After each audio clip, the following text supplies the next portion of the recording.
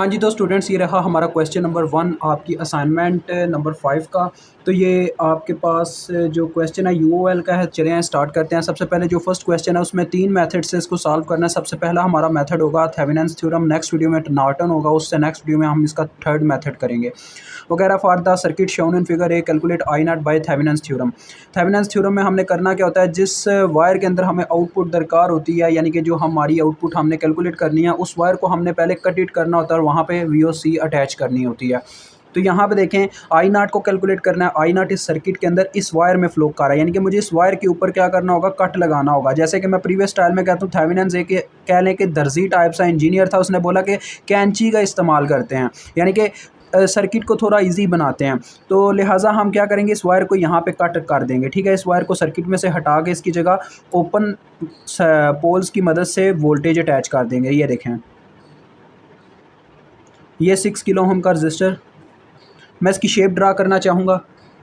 Circuit draw हो चुका है। अब आप देख सकते हैं कि मैंने अभी उस वायर को बीच में से हटाया, वीओसी अटैच नहीं की, क्योंकि मैं वीओसी आपके सामने अटैच करना चाहता हूं। तो हम क्या करेंगे, पहले ओपन पोल्स यहाँ पे अटैच करेंगे और सेंटर में आ जाएगी वीओसी, यानी यहाँ पे वीओसी वोल्टेज आ जाएंगे प्लस माइनस वीओसी। अब यहाँ पे तरीक़ेकार कई तरीके हम इस्तेमाल कर सकते हैं वीओसी को फाइंड आउट करने के लिए। लेट से मैं लूप एनालिसिस लगा सकता हूँ, लेट से मैं आप यहाँ पे नोड एनालिसिस लगा सकते हैं। लेकिन लूप एनालिसिस हमारे लिए एक इशू क्रिएट करेगा कि हमें सुपर लूप या सुपर मैश में जाना पड़ेगा, मसला ये आ जाएगा। उससे बेहतरीन तरीका हम नोडल एनालिसिस को ही चूज़ करते हैं। ठीक है, तो वीओसी फाइंड आउट करना है, डैट्स वाई। देखें ज़रा, नोडल एनालिसिस टेक्निक आपको याद होगी। सबसे पहले नोड को आइडेंटिफाई करना। नोड होता क्या है, नोड एक ऐसा पॉइंट है जहाँ पे एक से ज़्यादा चीज़ों की वायर अटैच होती है। एक तो होता है बाइनरी नोड जहाँ पे 2 चीज़ों की वायर अटैच होती है, और एक होता है आपका हायर नोड जहाँ पे उससे ज़्यादा चीज़ों यानी कि 3 चीज़ों की वायर अटैच होती है। अब यहाँ पे एक नोड तो हमारे पास यहाँ पे ये बन रहा है। देखें यहाँ पे 3 चीज़ों की वायर अटैच है, 2 रजिस्टर और एक करंट सोर्स। यहाँ पे मैं V1 वोल्टेज ले लेता हूँ। ठीक है जी, उसके बाद एक नोड हम यहाँ पे बना लेंगे। यहाँ पे भी देखें 3 वायर्स अटैच हैं, तो यहाँ पे मैं ले लूँगा V2 वोल्टेज। ठीक है, और नेक्स्ट यहाँ पे नोड बनाने की ज़रूरत नहीं है, हमने सिर्फ हायर नोड लेने होते हैं। यहाँ पे 3 चीज़ों की वायर अटैच थी, दैट्स वाई ये हायर नोड था। ये भी एक हायर नोड था। एक नीचे नोड बनेगा, देखो पूरा सरफेस नोड है, पूरी सरफेस है जहाँ पे कई वायर्स आके अटैच हो रही हैं। दैट्स वाई इसको हम ले लेंगे सरफेस नोड, और दैट्स वाई इसको ग्राउंड करेंगे, बिकॉज एक नोड का ग्राउंड होना ज़रूरी होता है, अदरवाइज करंट फ्लो नहीं कर पाता। तो अब आपने क्या करना है, 1 बाय 1 केसीएल अप्लाई करना है। सबसे पहले तो हम V2 वोल्टेज वीओसी की वैल्यू निकालना चाहेंगे, यानी कि वीओसी की इक्वेशन क्या बनती है। ज़रा देखें, वीओसी इस वक्त ऐसे ही वर्क कर रहा है, 2 नोड्स के दरमियान जैसे एक वोल्टेज सोर्स आ गया हो, यानी कि सुपर नोड टेक्निक की वर्किंग कर रहा है। तो जिस तरफ इसका पॉजिटिव पोल होगा वो वाले वोल्टेज प्लस में आ जाएंगे, जिस तरफ इसका नेगेटिव पोल होगा वो वाले वोल्टेज माइनस में आ जाएंगे, यानी आ जाएगा V2 माइनस 0। ठीक है जी, तो V2 minus 0 is equal to V2 ही होता है, तो लिहाजा VOC के वोल्टेज V2 के बराबर होने वाले हैं। चले आए फिर हम अपना काम स्टार्ट करते हैं। सबसे पहले मैं KCL लगाऊंगा अपने नोड 1 पे। तो आपने लिख लेना apply KCL eight node 1। KCL means मुझे हर एक चीज़ की करंट लिखनी है।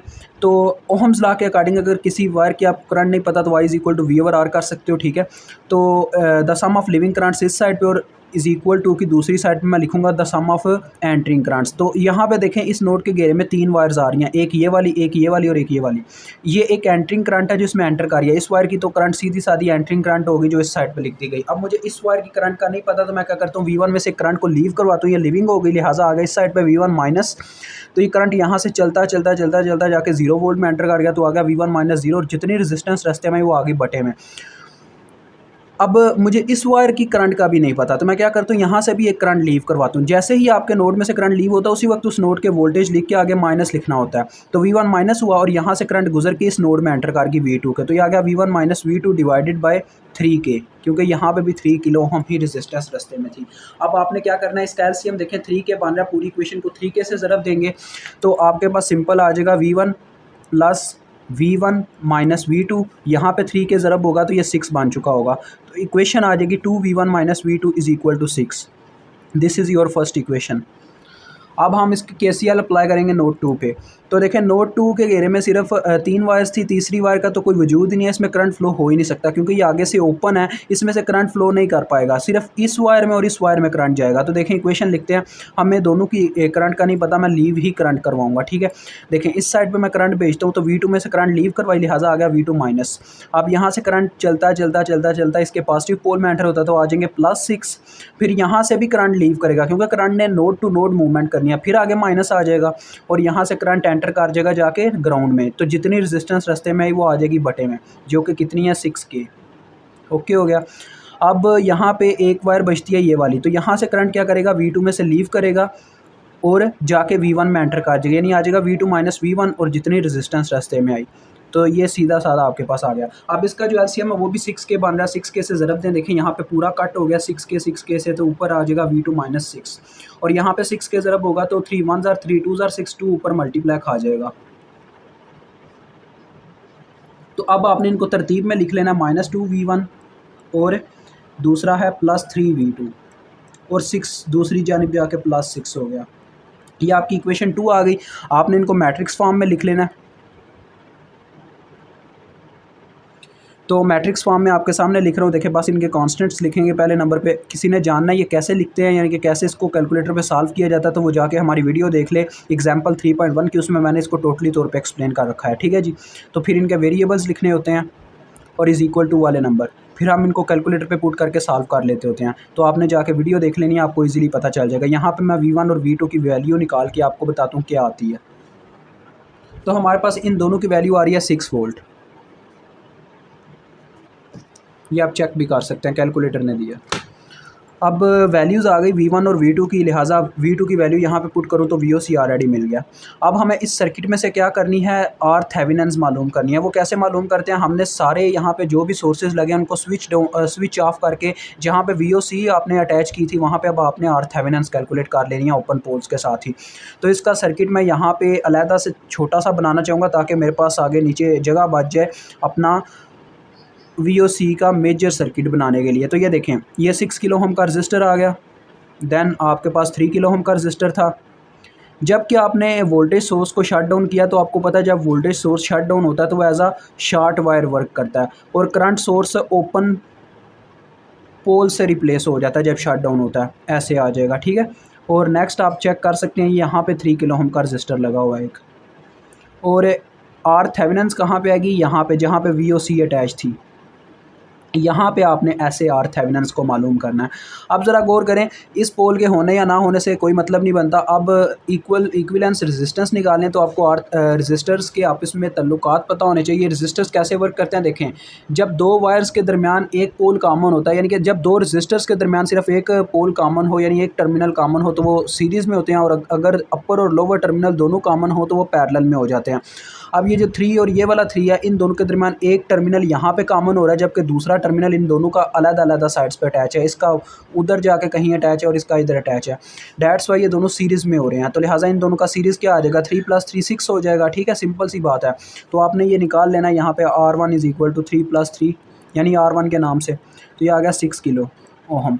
अब जब नेक्स्ट मैं इसका सर्किट बनाता हूँ यानी कि नेक्स्ट फॉर्म में, तो कुछ ऐसे आ जाएगा। देखिए ये 6 किलो ओहम इस साइड वाला ये, और सेंटर में R थेवेनिन्स ऐसे लगा हुआ है और दूसरी साइड पे भी 6 किलो ओहम लगा हुआ है, कुछ ऐसे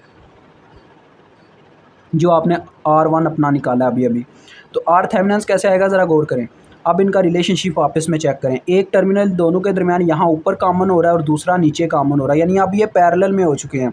तो लिहाजा R थेवेनिन्स इनका पैरेलल रिजल्ट है। तो वो क्या होगा, पैरेलल में बच्चों आपको पता है ऊपर मल्टीप्लिकेशन वैल्यूज़ की करवाते हैं, नीचे सम करवा देते होते हैं। तो ये आपके पास 3 किलो ओहम आ जाएगा। ठीक है, तो R थेवेनिन्स आपके पास 3 किलो ओहम आ गई। अब आपको पता होना चाहिए थेवेनिन ने क्या कहा था, जब आपके पास VOC आ जाए साथ में R थेवेनिन्स आ जाए तो आपने क्या करना है, VOC वोल्टेज के साथ अपनी R थेवेनिन्स को सीरीज़ में अटैच करना है। ये कहा था अपने थेवेनिन्स भाई ने।